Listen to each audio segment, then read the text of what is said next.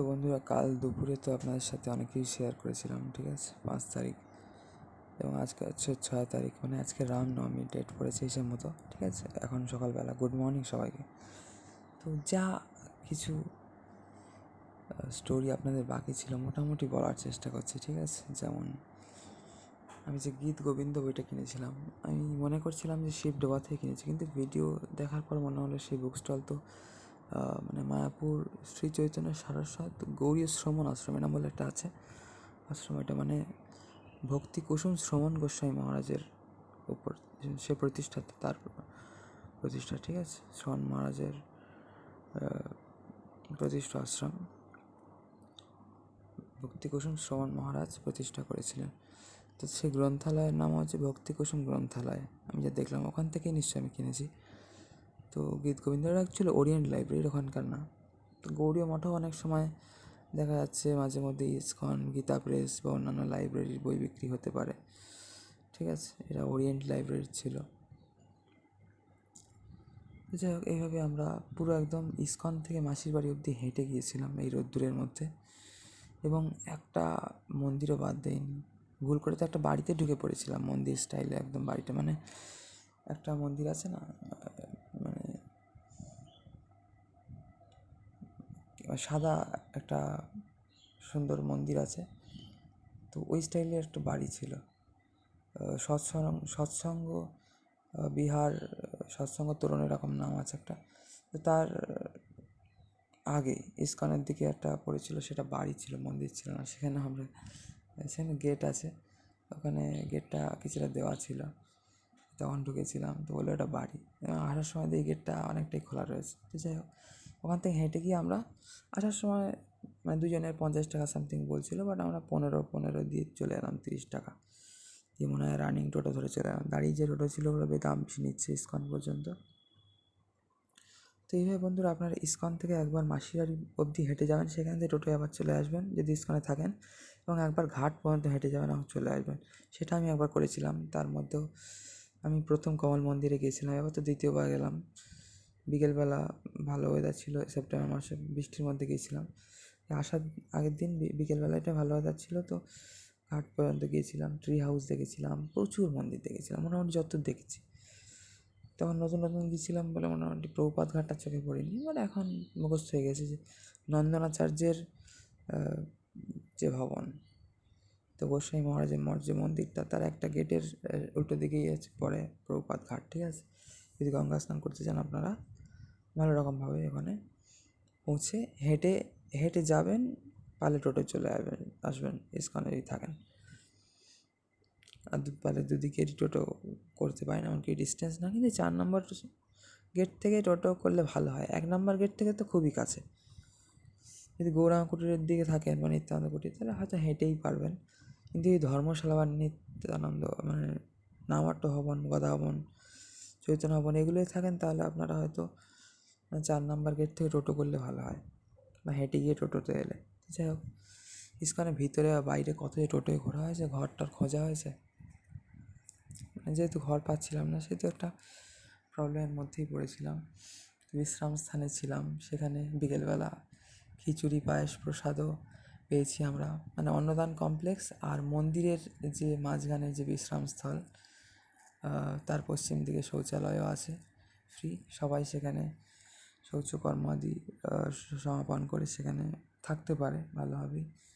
সেখানে মাঝে মধ্যে বক্তৃতাও দেয় প্রভু এসে। তারপর ব্রহ্ম জিজ্ঞাসা বলে একটা নতুন জায়গাও তৈরি হয়েছিল, আগেরবার বিকেলবেলা ছিলাম, এবার দেখলাম না ওখানে অনুষ্ঠান হচ্ছে ঠিক, তাও কয়েকজন লোক দেখছিলাম এক সময়। তো যাই হোক বন্ধুরা, ওখানে হয়তো অন্নদান কমপ্লেক্সের প্রসাদ বেশি হলে মনে হয় ওইখানে দেয়, বিকেলে ওখানে দিয়েছিল, ওখানে একই ধরনের প্রসাদ। তারপর মন্দিরের সামনে এটা দেয়, একই ধরনের খিচুড়ি প্রসাদ মোটামুটি, যেমন অন্নদান কমপ্লেক্সে দেয় আমি যে জানি। তখন 4 টাইম, যেহেতু 2 টাইম কুপনের উপর 4 টাইম খাবার দেয়, তো সেটা সমস্যা হয়ে গেছে। আগে মানুষ দাঁড়িয়ে খাবার পেত, কিন্তু এখন দাঁড়িয়ে কুপনও পাচ্ছে না। আমার যেমন হয়েছিল, 2বার দেখেছিলাম পাওয়া যাচ্ছে কি না, দাঁড়িয়ে কুপনও পাওয়া যাচ্ছে না, কুপনও শেষ হয়ে যাচ্ছে। আপনাদের কেমন কী অভিজ্ঞতা মায়াপুর ইস্কনের এইরকম, অবশ্যই কমেন্ট করে জানাতে পারেন বন্ধুরা, ঠিক আছে? সবাইকে হরে কৃষ্ণ, রাধে রাধে, নিতাই গৌর সীতানাথ প্রেমানন্দে, হরি হরি বল। তো ওই দিন রাত্রিরে তো যেদিন গেছিলাম কোনো রকমে ব্যাগ ট্যাগ নিয়ে ঘুরতে হয়েছে এবং 5 টাকা দিয়ে দুজনে ফোন জমা রেখে ব্যাগ নিয়ে ঢুকেছিলাম। কোথাও ব্যাগ জমা রাখছিল না। মেন রাধা মাধব মন্দিরের পূর্ব দিকের পশ্চিম দিকের যে কাউন্টার গেটের, দুদিকেই গেট আছে, দুদিকে কাউন্টার আছে। পুষ্পমাদি মন্দিরের যে কাউন্টার, কোথাও ব্যাগ জমা রাখছিল না এবং ব্যাগ নিয়ে যেতেই বলছিল। তো যাই হোক, নিয়ে গিয়ে যে একটা বসার সিট মতো আছে পঞ্চদত্ত মন্দিরের একদম শেষ প্রান্তে গেটের ঢোকার জায়গায়, ওখানে ব্যাগ রেখে আমরা 5 টাকা করে ফোন জমা নেয় ওখানে। এটা সব থেকে বেশি হয়তো বৃন্দাবনে একমাত্র মথুরায় কৃষ্ণ জন্ম হইতে ফোন জমা রাখতে হয়েছিল, তার মানে 2-3 টাকা নিয়েছিল না 4 টাকা, যাই হোক এখানে 5 টাকা করে নেয়। স্মার্টফোন বিশেষ করে মনে হয় রাখলাম দুজনেই যেহেতু। তো ফোন শয়ন আরতি আগে ফোনটা জমা রেখে তারপর আমরা গিয়ে মানে শয়ন আরতি দর্শন করে তখন গীতা ক্লাস হচ্ছিল। আমরা আবার ব্যাগ নিয়ে ফোন জমা ছিল ওটা নিয়ে স্লিপ দিয়েছিল, আমার নামে স্লিপ করে দিয়েছিল, তো ওখান থেকে নিয়ে চলে এসেছিলাম। ঠিক আছে, আর এই যে এরকমভাবে রাত্রিটা থাকতে পেয়েছিলাম। তারপর দিন ধর্মশালার রুম পেয়েছিলাম এবং ওই মাসির বাড়ি অবধি ঘুরেছিলাম। তারপর বিকেলবেলা সকালবেলা বেলার দিকে মাসির বাড়ি অবধি হেঁটে গিয়ে টোটো এসেছিলাম। বিকেলবেলা গোশালা ঘুরে তারপর সন্ধ্যা আরতি দেখে তারপর ওখানে যে 2টো করে শো চলে, এখন কি শো চলছে জানি না, শোনা হয়নি। গৌরাঙ্গ দর্শন চলছিল তখন, 7টার শো দেখেছিলাম।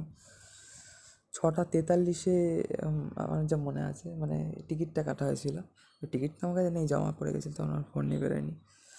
মন্দিরে ঢুকবো তাই মেন মন্দিরে প্লাস পুষ্পমাদি মন্দিরে, মানে 5 টাকা 5 টাকা 10 টাকা তো যাবেই, প্লাস মানে ভিড়ের দিন, মানে ছুটির দিন অনেক সময় ভিড় হয়, তো যার ফলে ফোন জমা রাখতে অনেক সময় লাইন পড়ে ফোন ব্যাগ জুতো জমা রাখার জন্য, তো ঝামেলা এসব। তো সেই জন্য 40 টাকা দিয়ে কুপন কেটে আমরা 6:43-এ মনে হয় মানে টিকিটটা কাটা হয়েছিল। তারপর আমরা 7টার শো দেখে মানে 7টার পরে শুরু হয়ে 7:28-এর দিকে মানে শোটা কমপ্লিট হয়ে গেল।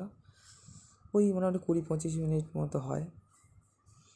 শোটা দেখে পুষ্পমাদি মন্দিরে গেলাম, সেখানে মিউজিয়াম দেখলাম, তারপর নিচে নেমে দেখি শয়ন আরতি। মিউজিয়াম দিয়ে একদম ছাদে ওঠা যায়।